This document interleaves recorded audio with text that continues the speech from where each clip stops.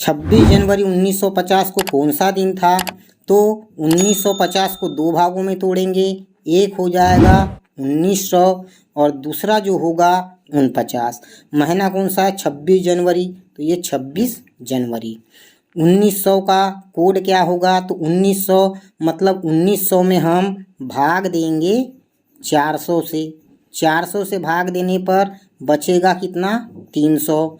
300 जो वर्ष होंगे, 300 वर्ष मतलब 5 तिया 15। 15 में हम भाग देंगे 7 का, तो 7 दूनी 14, रिमाइंडर बचा 1। इसका मतलब यहाँ आएगा रिमाइंडर 1। अब 49 में भाग देंगे, तो 49 में वर्ष इसमें भाग देंगे 4 का, तो 4 एक 4, 4 दूनी 8। अब 9 और 2 मिलके हो जाएंगे 11 की 1, हासिल लगा 1, 4 और 1 5, 5 और 1 6। 61 में भाग देंगे हम 7 का, तो 7 का भाग यहाँ देंगे, तो 7 8 56, बचेगा 5, तो रिमाइंडर हो गया हमारा 5। अब 26 जनवरी की बात करें, तो 26 में हम भाग देंगे 7 का, तो 7 3 21, बचा 5। 1 5 और 5 इन सबको जोड़ेंगे तो हो जाएगा 11। 11 में भाग देंगे 7 का, तो 7 एक 7, बचा कितना हमारा? 4। 4 जो बचा, तो ये दिन कहलाएगा सोमवार, मंगल, बुध, गुरुवार। आंसर होगा ऑप्शन नंबर बी। 2 अक्टूबर 1869 को कौन सा दिन था? तो 1869 को हम दो पार्ट में बांटेंगे, एक हो जाएगा 1800 और दूसरा होगा 68, क्योंकि 69 कंप्लीट नहीं हुआ है।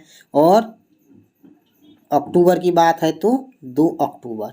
1800 के लिए हम रिमाइंडर देखेंगे। 1800 में हम भाग देंगे 400 का। 400 का भाग देने पर 200 शेष बचेगा। 200 शेष बचा मतलब 2 में हम गुना करेंगे 5 का, क्योंकि एक वर्ष में 5 ओडे होते हैं, तो 200 वर्ष का निकालेंगे तो ये हो जाएगा 10। 10 में भाग देंगे 7 का, तो 7 एक 7, रिमाइंडर बचेगा 3। तो 1800 का रिमाइंडर हो गया 3।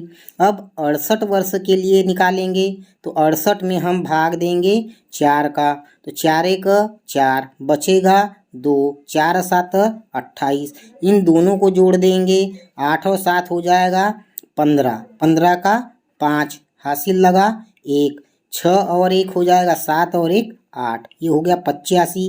इसमें भाग देंगे हम 7 का, तो 7 एक 7, बचा 1, 7 दूनी 14, बचा 1, मतलब रिमाइंडर होगा 1, इसलिए यहाँ रिमाइंडर आ गया 1। अब हम अक्टूबर तक काउंट करेंगे। जनवरी के 3 ओडे, फरवरी का 0, मार्च के 3, अप्रैल के 2, मई के 3, जून के 2, जुलाई के 3, अगस्त के 3 और उसके बाद आएगा सितंबर, तो सितंबर के 2 और अक्टूबर के ये 2। इनको हम सप्ताह में बदल देंगे। 2 और 2 4 और 3 7, 2 2 4 और 3 7।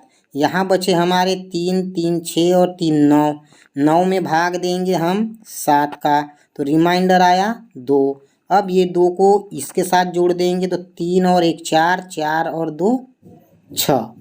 6 जो होगा छठवां दिन कहलाएगा शनिवार। ऑप्शन होगा सी।